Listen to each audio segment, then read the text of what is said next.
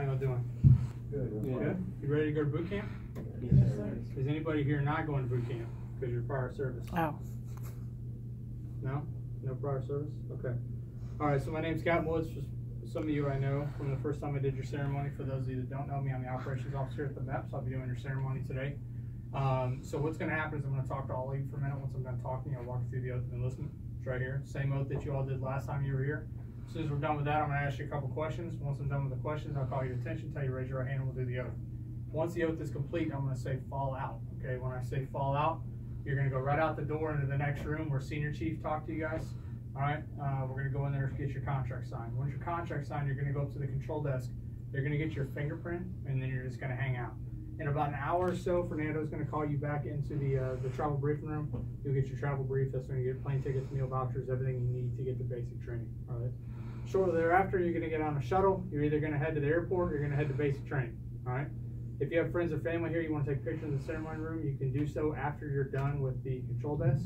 And then make sure y'all get some food before you leave. Any questions? Okay, so for the family sitting in the back, if you want to come up front, you can. You can come up on the stage, especially if you might want to get some more. Make it a fair fight, right? I'm just kidding. Hey, so first off, congratulations on getting to this point. You know, the only thing I'm going to tell you about boot camp, first couple weeks are the hardest, okay? Once you kind of have that why did I do this moment, which will probably happen in the next 5 to 6 days, it happens to everybody. Once you get past that and you kind of get into a routine of having somebody micromanage your life from the time you wake up to the time you go to bed, it gets a little bit easier. All right, it's not going to be easy the whole time you're there. It's going to suck really bad. Probably the hardest thing you've done. It's worse than 2-a-days for those of you that have played football. You know, just make it through it. All right, because understand boot camp is this much of what you're going to do in the military. If you have a 4-year contract, 10 weeks of a 4-year contract, I mean, that's nothing. All right. What I want to talk to you about is 3 things, and this is Captain Wood's advice to you. I know Army and Marine Corps is different, but actually we're probably the closest related services of all the branches. My advice to you to be successful. Okay, I was enlisted for 8 years, so I've stood right where you are. I've been an officer for almost as long as that. I've been at the platoon and company level, seen it from every angle that you can think of, okay? First thing is just stay out of trouble, all right? I used to live in the barracks. How many of you are married? Yeah, not just you? Okay. So the rest of you are going to stay in the barracks. And, you know, I'm not trying to freak any parents out here, but the barracks is basically like a college dorm room, but you don't have any schoolwork to do, all right? So a lot of dumb things happen in the barracks. Do not get involved in that stuff. Underage drinking, that's a big one. DUI, sexual assault, domestic violence, drugs. Those are the big 5 we're seeing in the military right now.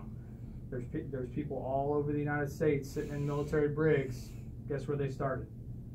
Right where you are. All right, do not do something stupid that jeopardizes your career and that jeopardizes your ability to get a job once you leave the military, whether that's in 4 years or 30, okay? Second thing, learn your job. Regardless of what you're doing, whether you're infantry or admin, your job is going to contribute to your unit's mission success, all right? You're going to get a good baseline information at your schoolhouse that you'll come out of it thinking you know everything in the world, but you don't know anything, all right? When you get out to your first unit, that's when you're really going to learn, okay? You got to get under the mentorship of those NCOs and those staff NCOs. They'll teach you what you need to know to be successful, all right? And then last and most important, leadership. A lot of times what we're seeing nowadays is people wait till they get put in a leadership role, then they want to flip a switch, and then all of a sudden they're going to start acting like adults. That is not the right answer, all right? You should start setting a personal example from day one, and then when you develop your leadership style and principles and everything, so when you get put in that position, you can be successful. All right, you're joining the Army. The Army is a ground combat element of the armed services. So if you're on a patrol, and just because you're not infantry does not mean you won't go on a patrol. There's people in our hallway in there, in the hallway, the honoring the fallen heroes that came through Nashville. Finance guys, supply, admin, every MOS you can think of is up on that wall. Okay, so don't think that just because you're admin, you're safe. You need to develop that leadership style, your leadership style and your principles and how you want to do things. So when you get put in that position, you're successful and you take care of the soldiers that work for you. All right. Anybody have any questions? Okay. So the oath of enlistment, like I said, it's the exact same oath that you did last time. I'm going to tell you to state your name. Right after I do that, I'm going to say the words "do solemnly swear" or "affirm." I'm giving you an option. You can either say "do solemnly swear" or you can say "do solemnly affirm." Do not say both. At the end, I'm going to say, "So help me God." That is optional. If you don't want to say it, you don't have to. Any questions on the oath of enlistment?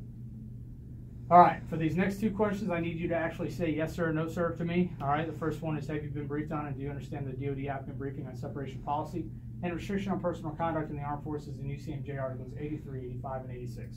Yes, sir. Anybody say no to that? Raise your hand. All right, is anybody here having second thoughts, about reservations about doing a ceremony at this time? Yes, sir. Anybody say yes to that? Raise your hand. Because once we swear in, that's it. You're in the Army. Good? All right, stand by. Detail. Attention. Raise your right hand and repeat after me. I state your name.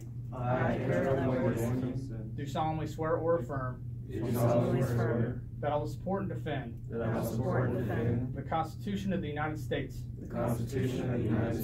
against all enemies, foreign and domestic, that I will bear true faith and allegiance to the same, and that I will obey the orders of the President of the United States and the orders of the officers appointed over me, according to regulations and the Uniform Code of Military Justice. So help me God. All right, lower your hands. Receive the command, go next door to sign your contracts. Fall out. This will only take about 5 to 10 minutes, and we'll have them right back to you, okay? Congratulations, guys. I didn't know, I don't think I mentioned it. Y'all are allowed to stick around until we get on the shuttle. So, have around 12:30, they'll be